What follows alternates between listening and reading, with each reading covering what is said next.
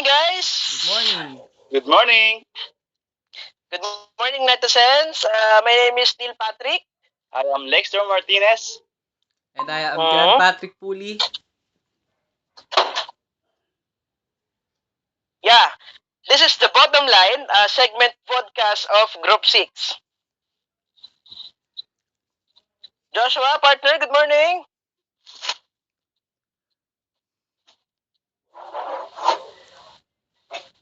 Seems like Joshua is not around, huh? Okay, He's on anyway, mute. um, there is a one topic that sends us, no? We are going to discuss this as long as we can catch up about this topic, no? Yes. Hey Yes. guys. Okay. Hey guys, do you already hear the word or have you encountered the word historical fiction? Yes. Yes. Wow, I like historical fiction. Yeah. So you have already encountered that, Patrick, Uli. Yes. I watched several videos of historical fiction. One of them is Trojan War. And Wow. Mm-hmm.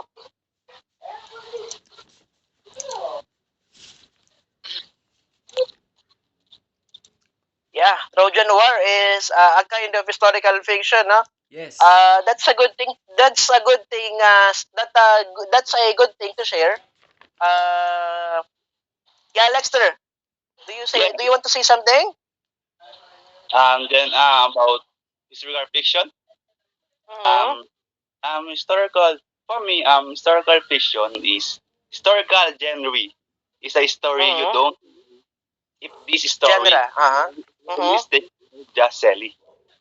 Wow. No, no. How about Joshua? Is Joshua Laguna is around? So, historical fiction for me is, the stories that are set in the past. And, Wow. Mm-hmm. yeah. Good answer, huh? Partner. Yeah, those are just an introduction, no? Because historical fiction is our topic today. We're going to discuss it or to tackle it. Uh, only round us for we four people. We're going to talk about historical fiction, no? Yes. Anyway, guys, be ready later because uh, there is a sixth question. No, there is a sixth question that I'm going to ask you, and you are going to answer me of this sixth question. Do you want to hear it now? Yes. Yes. Yes. Yes. Partner pa I ano, think we should Patrick. Okay. answer now. Yeah. Okay. This is the sixth question. I'm going to read the sixth question, and Okay. you're going to jot down.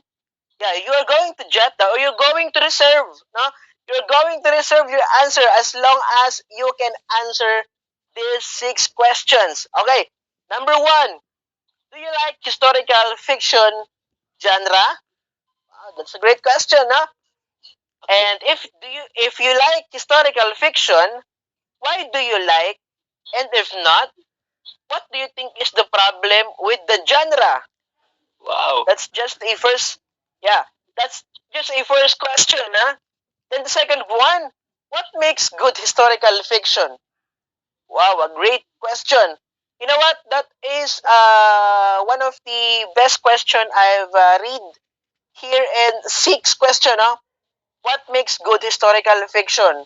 Because Yes. in this question you can create many things to say, and you can easily say something about this uh, question just to answer it quickly, right? Okay. Right. Okay. Right. So that's a good I think I yeah. should So answer that's a that good later. question. What makes good historical fiction? Yes. Okay, the third one, discuss a historical fiction book. Talk about the author's use of language or writing style. Wow. Can you even imagine that there was a author's use of Language of language pala, style. no? There Yeah. is Yeah. a author's writing style. No? They have their own writing style. I'm wondering if what kind of use of language is that. I'm wondering also if what kind of writing styles. But anyway, we're going to answer that later. If you are going to give me some in points of those questions. Okay, number 4. Talk about the time period in which the story is set. How well does the author convey the era? Uh-huh. Yeah, Did yes. you have a sense? Did you have a sense of whether or not the author remained true to the events, social structures, and political events of the time period? Mm. Take note, guys. Take note, guys. Do you Yes. have a sense of whether or not the author remained true to the events, social structure, and political events of the time period? Okay? Oh, The fifth question is that what type of historical fiction plot lines do you like or dislike the most and why? Again, what type of historical fiction plot lines do you like the most or dislike the most? Some examples of basic plot lines would be World War II. Uh-huh. There was plot lines, examples of the historical fiction in 1960s and medieval Period. period. Let's find out. Let's find out that later, no? Okay. Then the last question would be, why do you suppose works of historical fictions are so popular with readers? Wow, that's an interesting question, huh? Why do you suppose works of historical fiction are so popular with readers? Anyway, we're going to answer that later if I'm asked you to answer that or to share your knowledge about this kind of topic, no? And also, Okay. netizens of this vodcast segment, the bottom line, no? I am inviting you guys to also make your comments and send it to us or message us. Feel free to message us. No, there is also a chance that somehow we're going to read your suggestions, your answers, your informations, your informations, no, that you wanted us to share, no. Yeah. Anyway, in that sense, stay tuned, and we're going to tackle about the historical fiction. Yeah. Good morning, partner Patrick, Joshua, and Lexter. good morning, Good morning. Good partner morning. Uh, mhm. Once again, have you already encountered the word historical fiction? I asked you about that lately, right? Yeah, Yes. yeah. So, mhm. So I hope that you have already prepared your answer about the 6 question that I've made. I try, Yeah, I partner. think I prepared long enough. Wow, wow, that's a good thing, huh? That's Yes. that's a humble word to hear. Okay, let's move on to number 1 question. Do Oh, you like historical? Do you like historical fiction genre? Why do you like it? If you like it, huh? I think And Lexter if would not, answer that what do you question. think? Wait. Yes, Patrick. Let me finish let me finish the question. Okay. Um, do you like historical fiction genre? Why do you like it? If you like it, huh? And if not, what do you think is the problem with the genre? If you don't just like it, and if you like it, why do you like it? Okay. Patrick. Well, historical fiction has the liability to draw parallels between the past and the present in ways that facts and dates can't do. Uh, it also does the ability to lead readers to the historical record, It has a true map of who we are as individuals and what we stand for as a society. And history also serves as a window into the future for us. And I think that um, why people or why do netizens like that historical Mm-hmm. fiction genre? Also And Okay. agree. Actually, yeah. Actually, Patrick, your signal connection maybe has some interval, no? But it's not anyway, I stable. catch what you're saying, na? Okay, I catch what you're saying. It seems like you're saying that historical fiction is is has historical sites Yeah, that yeah. is Yes. can create a good Good good story, gan. knowledge Good. for the future, right? Yes, yes. Uh-huh. Do you want to share something, Joshua, partner, Lexter? Um, the first, Joshua partner. Mm-hmm. Go ahead, So, partner. one thing I like about historical fiction is that there's a wide variety of options. You have historical fantasies, historical Mm-hmm. mystery, the Mm-hmm. American West, and then Mm-hmm. but I can see why people don't like it because they probably thinking that the actual event that happening in the story are really facts that they think that it's actually happen in real life, but it's not. It's Mm-hmm. fiction, so it's everything there.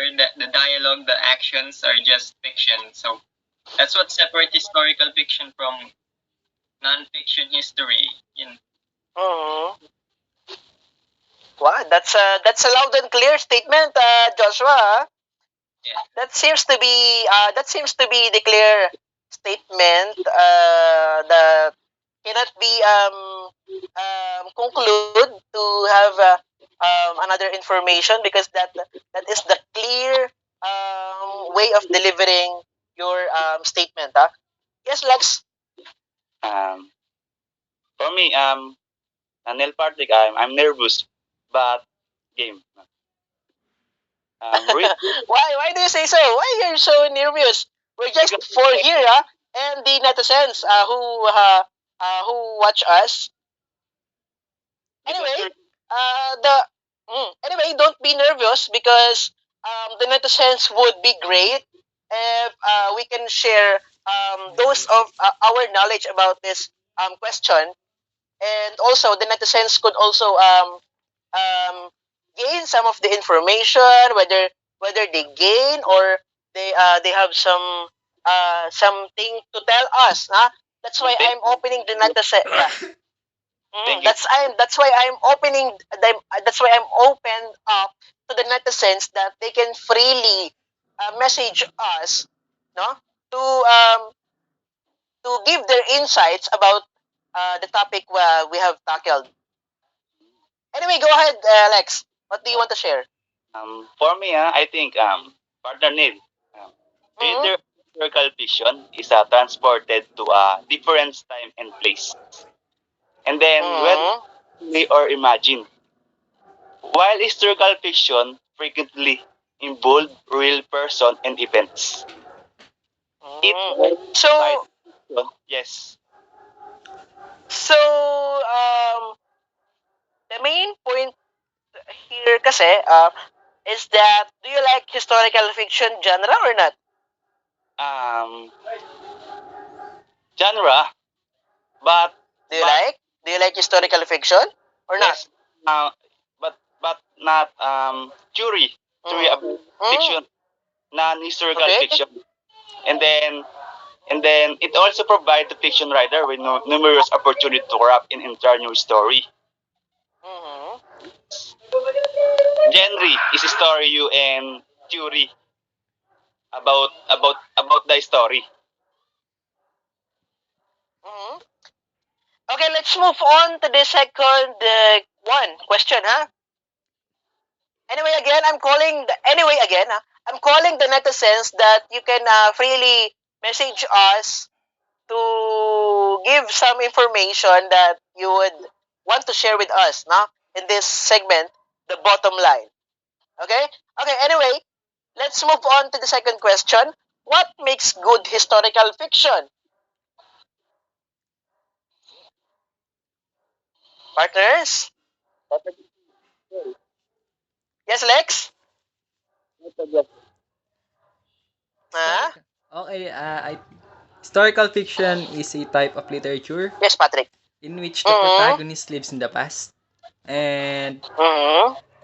many of the works in this category create fictional stories about historical person or events, including social standards, etiquette, costumes, and traditions. Historical novels portray as many characteristics of the time period as possible. And I think that's it. Mm-hmm. So that's how you understand of what makes a good historical fiction, huh? Yes. That's a good point. That's a good point, Patrick. Thank you. Thank you. Lex.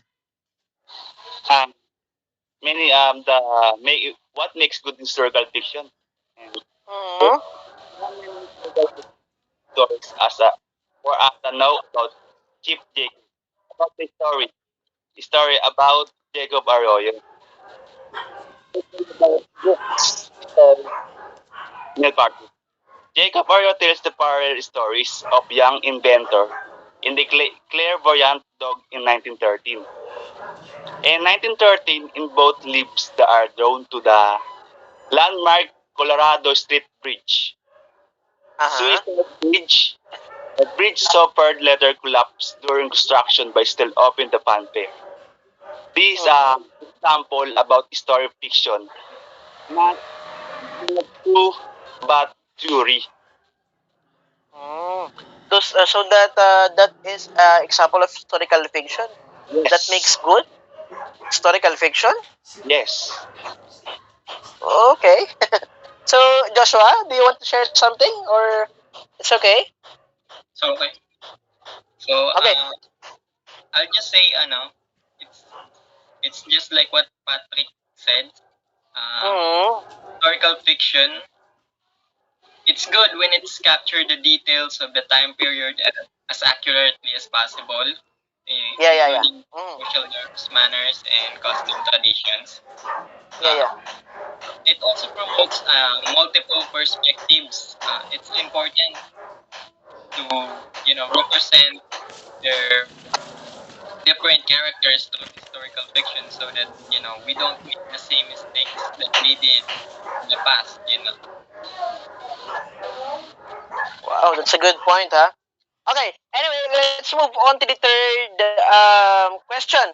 I hope the netizens would come up with that question, huh? Okay. The third one is discuss a historical fiction book. Talk about the author's use of language or the writing style. Wow, imagine guys, no? Imagine there is an author's use of language or there is an author use of writing style. So they have their writing styles, they have their own language. What do you think is the best explanation about this? No idea, but good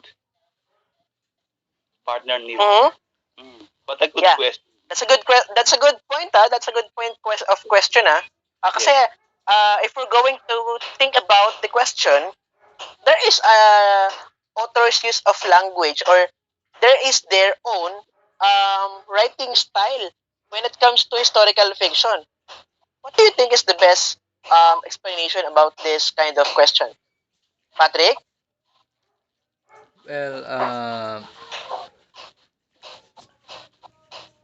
this as a result, he become Mhm. oh no no no. May I just read now? May I just read those of the answers from our netizens? Okay, netizens, may I just ask you if can you discuss a historical fiction talk about the historical use of language of the author's use of language rather or the author's use of writing style? Can you guess netizens if what best explanation could be if I'm asking you if do you have anything to say about the author's use of language or about the author's writing of style in historical fiction? Neil Patrick, I'll try about the question. Yes, partner. Who's this? Historic, Dexter. yes, I'll try the question you're about and discuss historical fiction book, talk about the Mm. author language writing style. Historical Uh-huh. fiction is literary genre in which work of Mm-hmm. reconstructs the pose. Writers in this genre Mm-hmm. are frequently motivated by story and Mm-hmm. then incorporate historical events of personalities this and into the fictional novels. The story details most feel gonna in order to do this. This my Okay.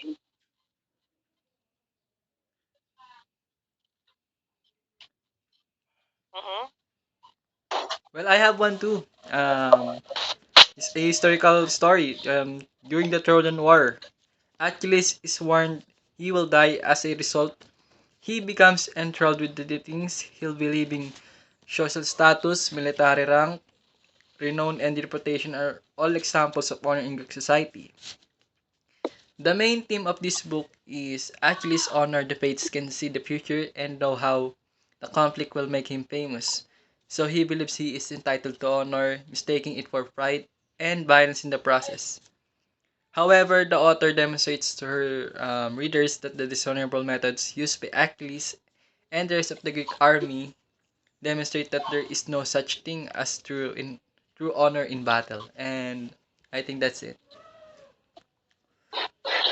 Wow. So that's how you delivered the way that the question is asking for use of author's language and writing style. Yeah, we understand that somehow. But And let's move on to the fourth question. Hmm. All right. Talk about the time period in which the story is set. How well does the author convey the era? Did you have a sense of whether or not the author remained true to the events, social structure, and political events of the time period? Again, did you have a sense of whether or not the author remained true to the events? The question asking for the authors if the authors are remaining true to the events, to the social structures, and to the political events of the time period, or maybe it was while it was written in the historical fiction. it depends, of course. According to the Iliad and other ancient sources, Achilles and Patroclus are legendary characters, not historical beings. That Homer's Achilles and Patroclus are loosely based on individuals from late Mycenaean age. I think, though it's plausible if not likely that Homer's Achilles, and I think that's it. Joshua, how about Joshua? Do you want to say something? What's the question again? Yeah, the question again is talk about the time period in which the story is set or which the historical fiction story is set. No? How well does the author convey the era? Again, how well does the author convey the era? Did you have a sense of whether or not the author remained true to the events and social structure and political events of the time period? Did you Um, have a sense of whether the author remains true about the social um, structure, about the political events when the historical fiction time was occurred? so, can I give examples here? Yeah, yeah, go ahead. So, in terms of historical fictions, I always prefer to watch movies because Uh-huh. I think the visuals in the movies kind of portrays the stories better than the books. I think, and Mm-hmm.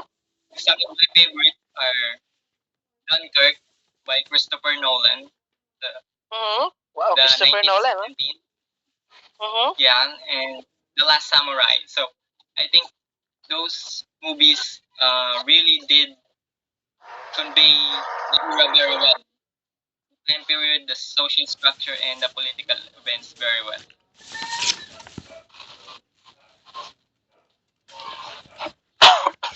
Excuse me.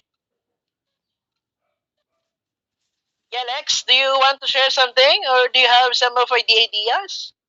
You hide from the bottom of your mind. Do you hide the ideas? Yes, yes, yes. You just wait. Uh-huh. About Okay. the historical fiction is Yeah, that the question. Wait, Lexa. I'm going to repeat the question. yes, Do you think whether or not the author remained true? Do you think that the author remained true to the yes. events of the historical fiction? So you think that the author remained true to his historical fiction genre? The genre So genre. What? So why do you say so that they remain true? for Do you me have for me is mhm. that genre is what's driving the United States in the early 20th century with a focus in war stories. Not So an focus. So you're saying that the genre in 19 what? 19 century 1920th? idea. Yes. Yeah, For me, 1920th century. So you're yes. saying that in 1920th century, the story remained true to its events? I don't know because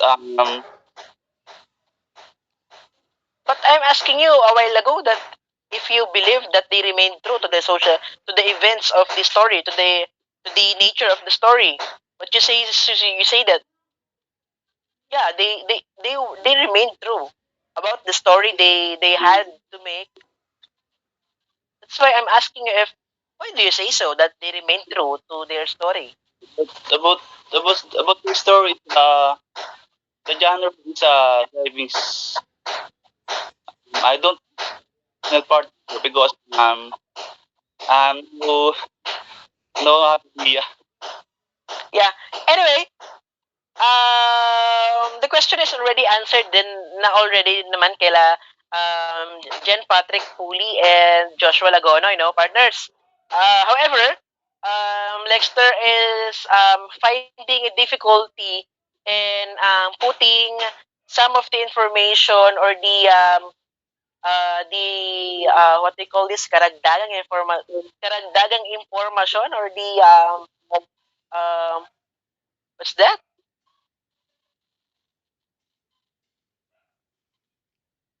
Yeah. Okay. Yes, yes. So anyway, let's move on to the fifth question. I think everyone is having a difficulties in our connections, in our internet, having difficulties of thinking of how are we going to make the flow of this podcast. Now, however, I'm also great to have you guys because we are all unite here in our segment that that we answered these questions um, smoothly in our way of answering it um, by the way of putting all our answers together and make a conclusion of what are those our thinkings about these questions, no? So let's move on to question number 5.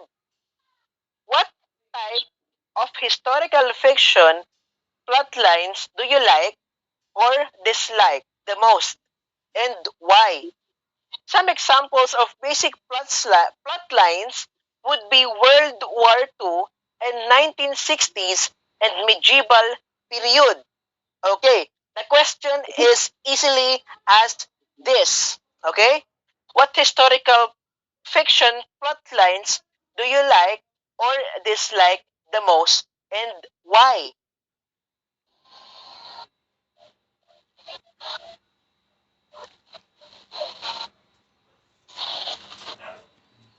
Yes, guys? Are you there? Yes, yes. I think Yes, yes, in Patrick. the Trojan War is Yeah, he I'm is asking guys if what type of historical fiction plot lines do you like or dislike the most? Whether it's historical fiction do you like? Why do you like it? Or what is the historical fiction do you dislike? Or do you unlike the most? I think in Do you have something to like about historical yes. fiction? Or do you have something that you dislike? What plot lines are this? I think in Trojan War is he is described as swift-footed in the Iliad, and his singing voice is praised. A friendly centaur named Chiron nurtured him and kept him company. With the exiled Patroclus. Wait, Patrick, no, sorry, but I think you're having difficulty with your internet connection. Okay, okay, okay. However, uh, sorry, but I can't even understand what you're saying because your internet is not stable yet. But I think while you're reconstruct about your, while you're establishing your internet connection, may I ask Joshua, no, to share something about Okay, okay, historical fiction you like or you dislike the most? Yes, Joshua. Uh, I like the wars, the World War Twos because I like the bloods, the brutal, Uh huh. I'm just a fan of the horrors in that time period. I'm Mm-hmm. also fascinated by the 1960s. I think Wow. when the glamours and the Hollywood, yeah. But there's a lot of problems in that period because women were treated differently than now. Yeah. The society views them very different. Yeah, yeah, yeah. So anyway, somehow, guys, may I just excuse, no? Kasi somehow do you, we already have tackled about the medieval period since we are in junior high, tama? Right? yes, yes, So there is so many fiction stories and there is so many fiction historical fiction genre in that time of medieval period since we are in a junior high na, right? right, right, right. Because yeah, because we have already tackled medieval period, what was happening in medieval period, what are those historical events, what are those happen in World War II, in Yes. 1960s, right? So maybe that time or that example given from the question number 5 can give you broad ideas or a to broad thing to answer about the question number 5 of what do you like the most or what do you dislike the most about the historical fiction about the historical wait about the sorry about the plot lines of the historical fiction.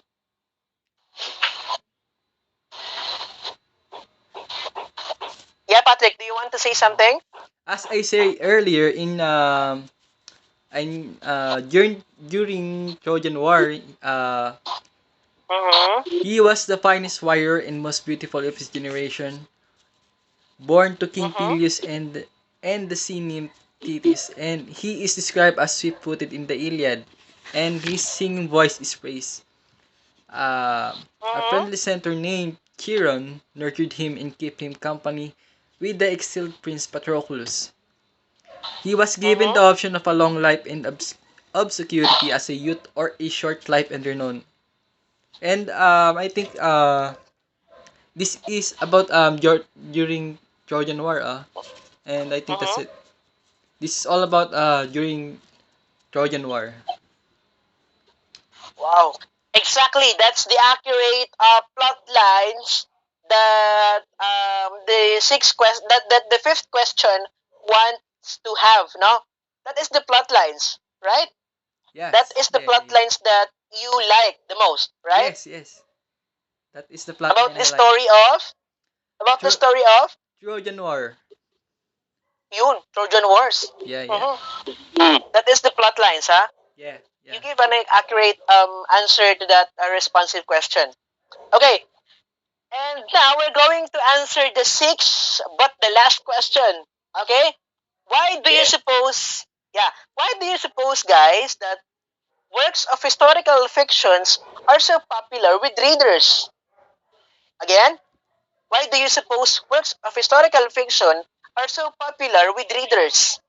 What do you think, guys, is the best explanation to this kind of responsive question?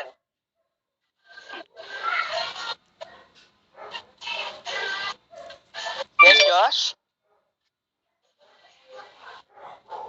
Mm-hmm. I so I think it's the reason why it's very popular is because it gets the readers outside of their comfort zone.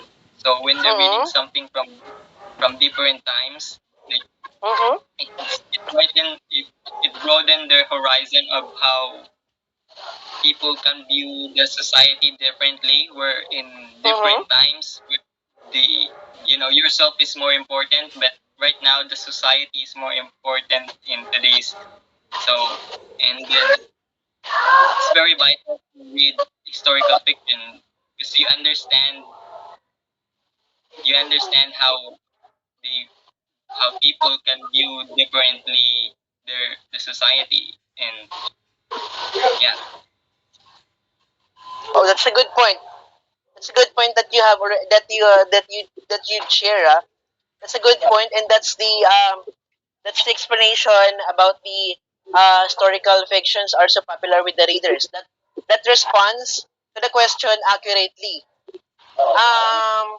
Anyway, guys, we are beyond our time, and I think we're on overtime. So, in that sense, I hope that you gained information and knowledge about our segments. Um, Again, thank you for the 30 minutes, beyond 30 minutes, huh? Beyond 30 minutes of time that you guys have been with us. Thank you, guys, and maybe for the next segment of the bottom line, we're going to talk about other topics that we wanted to share to you, and we wanted us to um to make a dialogues to make a comments or to make a suggestions, whether it was between the internet or whether it was between us, your hosts. So we are beyond the 30 minutes time. We're on overtime. um, uh, there were so many things. Yeah, there Okay. were so many things we want to say. There were so many things we want to share, Yeah. but the time leave us that it's enough. No, kasi there was some segments, the other segments of other programs right after our segments. No? I hope that that sense would stay tuned because we will be right back the next meeting that we're going to meet again. Okay, nonsense. Bye. This is the bottom line, a segment podcast of Group Six. My name is Neil Patrick. And Mr. Martinez. Joshua. And I have John Patrick Pooley. Goodbye. Goodbye.